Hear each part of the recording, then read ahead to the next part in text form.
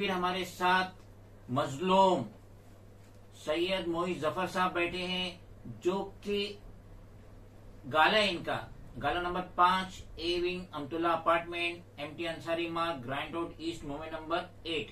तो ये जो गाला है इनका, ये गाला जो है इनकी खानदानी प्रॉपर्टी है और इस गाले पे इनका टोटल हक नहीं है, इनके जो भाई बहन वगैरह है उनका भी उस गाले पे हक है। और ये जो गाला है, गाला जो है फर्म के नाम पे, जो इनके वालिद मरहूम की जो फर्म थी, कंपनी थी, उसके नाम पे।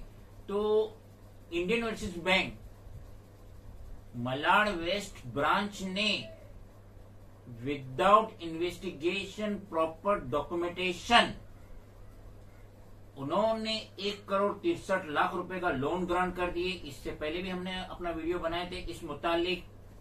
और उन्होंने जो चेक दिए, ना इन्हें दिए ना इनकी कंपनी के नाम पे दिए, बल्कि चेक जो हैबिचुअल चीटर थे राजेश पुजारी और उसके जो गैंग मेंबर थे उनके फर्म के नाम पे दिए।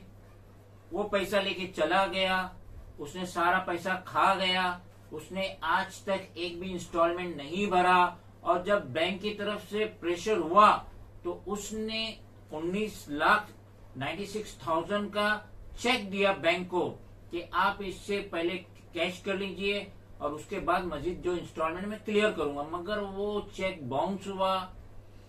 बैंक की हाल फिलहाल की जो लेडी मैनेजर है वो अभी सैयद साहब को फोन करके धमकी दे रही है कि हम आपका गाला नीलाम कर देंगे, गाला नंबर 5, जो कि इनके नाम पे भी नहीं है। और जब सैयद साहब वो branch manager, lady branch manager से कह रहे हैं कि ये जो राजेश पुजारी की जो चेक है 19,96,000 जो बाउंस हुई है, तो आप उससे नोटिस इशू कीजिए, आपके एडवोकेट सॉलिसिटर के तहत नोटिस इशू कीजिए, उसे कोर्ट में खींचिए। बनिस्बत राजेश पुजारी को नोटिस इशू करने के लिए, बनिस्बत उसे लीगल नोटिस इशू करने की बजाय वो सैयद साहब को फोन कर करके धमकी दे रही है कि हम आपका गाला नंबर 5 नीलाम कर देंगे, ऑक्शन कर देंगे। मजीद क्या जानकारी है हम सैयद साहब से डिटेल में मालूम करते हैं। सैयद साहब, जैसा कि मेरे हाथ में ये रिटर्न कंप्लेंट है, आपने पहली कंप्लेंट डाले थे 5 अक्टूबर 2022, फर्स्ट रिमाइंडर 26 अक्टूबर 2022, सेकेंड रिमाइंडर 6 नवंबर 2022 और थर्ड रिमाइंडर आज के दिन जो हमने ये रिटर्न कंप्लेंट डाले और टोटल 21 डिपार्टमेंट में डाले, ये उसकी कॉपी है। तो सैयद साहब अब व्यूअर्स को बताइए कि जो 21 डिपार्टमेंट में ये रिटर्न कंप्लेंट गई है, online, offline, ordinary post, register post, speed post, तो इसका क्या सिला मिला, कहां से आपको लिखत में जवाब आया इन कंप्लेंट के अवज में? मुझे कोई भी जवाब नहीं मिला। इतने लेटर कंप्लेंट लिखने के बावजूद भी कोई जवाब नहीं है, बल्कि यूरेका मैडम इंडियन बैंक की फोन आता है। कौन है ये? इंडियन बैंक ओवरसीज बैंक की मैनेजर है, ब्रांच मैनेजर है। उसका फोन आता है, बोलता भाई आपका जो है गाला हम आपको जो आपको ऑप्शन करने का है, हम लोग है तो लीगल एक्शन लेने वाले। मैं बोला भाई अगर वो तुम्हारा चेक, वो बोले चेक बाउंस हो गया उसका रमेश पुजारी का। मेरा रमेश पुजारी का चेक बाउंस हो, तुम लीगल एक्शन उस पे लो ना, मेरे पे क्यों ले रहे तुम? बराबर, जो पैसा उसने ले आया उसने खाया, मैं तो साइनिंग अथॉरिटी में नहीं है। अब 10% प्रॉफिट मेरा शेयर है without signing anything, any document. मैंने मेरे एंचेस्टर की प्रॉपर्टी है, ये भी बोला मैं मेरे एंचेस्टर की प्रॉपर्टी है, लेकिन वो मानने को तैयार नहीं है। वो बोले भाई हमको तो मालूम नहीं है, हम जानते नहीं है, लेकिन हम आपकी प्रॉपर्टी को ऐसा सेल करेंगे। अब इसके लिए क्या करना कुछ समझ में नहीं आ रहा। आखिर ये 21 डिपार्टमेंट वाले क्या कर रहे, कोई जवाब नहीं, कोई सवाल नहीं, कोई लेटर नहीं, बट ये आके हमारे धमकी देती है, बोलते हैं हम तुम्हारे पर लीगल एक्शन। अरे भाई जो पैसा खाए उसको लेना भाई, मेरे बच्चे क्या पड़ी है जो पैसा दे 1,63,00,000 खा के बैठा है, उसको तो बोलती नहीं। अरे वो मैनेजर भी मत बताए नहीं कि रहता किधर है वो। अरे तू जाने वो काम जाने, जाके देख के आने के बाद भी तू ऐसा बेवकूफ जैसी काम कर रहा है, तो आखिर तू मैनेजर के क्या है, हजाम है साला, देख के भी कुछ कर नहीं सक रहा तू। अब मेरे पे भी फोकट में चढ़ रहा, क्या मैं नरम बोटी हूँ क्या? मैं बकरा हूँ, तू मेरे को काट डालेगा? समझता नहीं तेरे को? जो पैसा खाया उसके पीछे पड़ने का ना, मेरे पीछे क्या पड़ा है, मेरे पीछे क्या मिलने वाला है? मेरे एंचेस्टर की प्रॉपर्टी है, जो तू करने फिर तू कर तेरे हिसाब से, फिर मैं देखूंगा मेरे हिसाब से क्या करने का है। सैयद साहब, अगर मैंने किसी को चेक इशू किया और वो बाउंस हो जाती है तो उसका टाइम फ्रेम है, सो एंड सो डेट में मुझे नोटिस आना चाहिए, और फिर भी अगर मैं वो पेमेंट नहीं देता हूँ तो फिर मेरे पे सो एंड सो पीरियड में, मेरे ख्याल से 30 दिन का मैक्सिमम पीरियड है, कोर्ट में केस रजिस्टर्ड होना चाहिए, नहीं तो वो सब गैर जरूरी हो जाता है, फिर ज्यादा पेनल्टी लगती है, कोर्ट फीस वगैरह वगैरह वगैरह। तो ये जो ब्रांच मैनेजर है, लेडी ब्रांच मैनेजर है Indian Overseas Bank Malad West branch की, तो क्या इसको इस चीज का इल्म नहीं है? 19,96,000 की जो रमेश पुजारी जो हैबिचुअल चीटर है, जिसका मोबाइल नंबर है 9867031034, आधार नंबर है 436506757659, तो ये जो रमेश पुजारी ने 19,96,000 की जो चेक दिया था Indian Overseas Bank Malad West branch को, तो ये जब चेक बाउंस हो गई, एक बार, दो बार, तीन बार जो बाउंस हो गई, तो ये लेडी ब्रांच मैनेजर क्यों इतना सॉफ्ट कॉर्नर है रमेश पुजारी के मुतालिक, और ये उससे ना नोटिस इशू करिए, लीगल नोटिस इशू करिए under section 138 negotiable instrument act के तहत, ना उसे नोटिस इशू कर रही है, ना उसे कोर्ट में खींच रही है, तो ये इतना सॉफ्ट कॉर्नर क्यों है चीटर रमेश पुजारी के मुतालिक? इस पे प्रॉपर इन्वेस्टिगेशन होना चाहिए। मेरे को अफसोस इस बात का है कि लेडी यूरेका मैडम जो है, बजाय जो चेक बाउंस होने के रमेश पुजारी के ऊपर एक्शन लेने की जगह मेरे को फोन करे। क्या मैं रमेश पुजारी का बाप लगता हूँ क्या?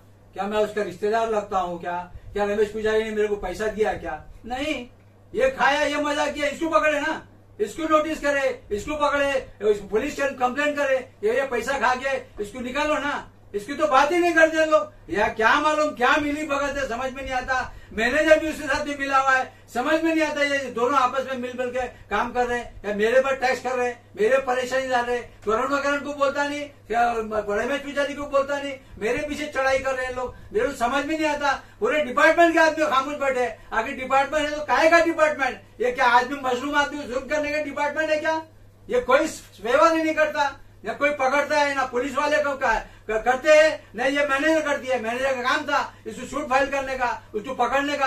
अरे किधर है उसे पता भी नहीं मेरे को। मैं बोला भाई सब जगह बताओ, जगह बताने को तक तैयार नहीं है। अब बताओ क्या मिली भगत है, समझ में नहीं आते मेरे को। अल्लाह करे इसके समझ में आ जावे, इसको ट्रेस करे, इसको पकड़े, जेल में डाले, पैसे वसूल करे और अपना क्लियर कर ले अकाउंट।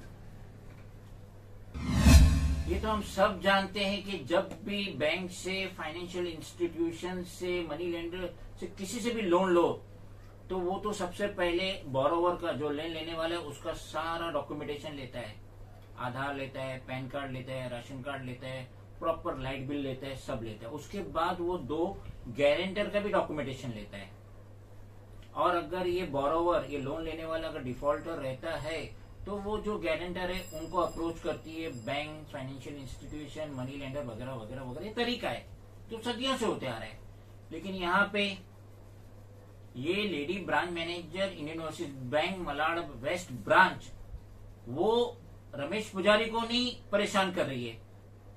जो अदर है चीटर, करुणा करण कोटियान, अभिषेक देव, रमेश मधुकर वगैरह वगैरह वगैरह, उनको अप्रोच नहीं कर रही है, उनको परेशान नहीं कर रही है।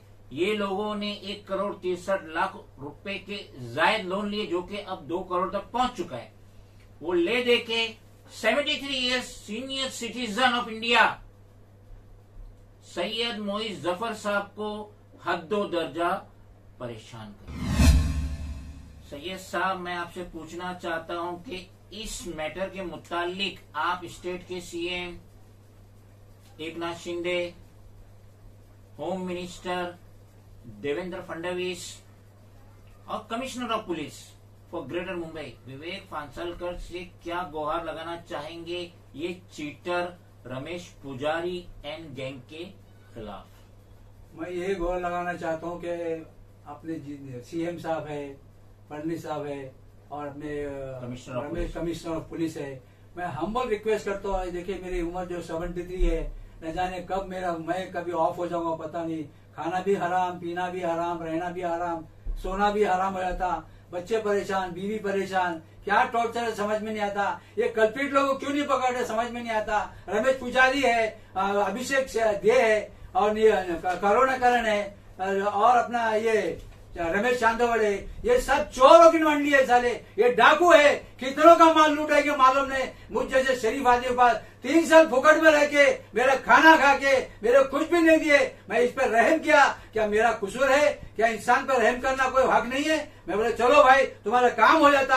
6 करोड़ का ऑर्डर बताए, लेकिन कमबख्त लोगों ने 1 पैसा नहीं दिए, माल भी सड़ रहा, और वो जो दवा है वो भी सड़ रही है, हमारी गाली में पड़ी हुई है, लेकिन कोई तरह दाद फरियाद नहीं। मेरा हम्बल रिक्वेस्ट है कि मेहरबानी करके ये मेरा सॉल्व करे। अरे मुझे पैसा मत देवे, बैंक को पेमेंट कर दे, मैं खुश हो जाऊंगा। अल्लाह से दुआ करूंगा, आप लोगों के लिए दुआ करूंगा, अल्लाह आपको सलामत रखे, अल्लाह आपसे काम लेवे, बहुत काम लेवे, ऊंचा काम लेवे। आपको कोई तकलीफ नहीं होना मांगता, लेकिन मेरी तकलीफ आप हमारे लिए दूर कर दीजिए। आपके लिए मैं बहुत आभारी हूँ।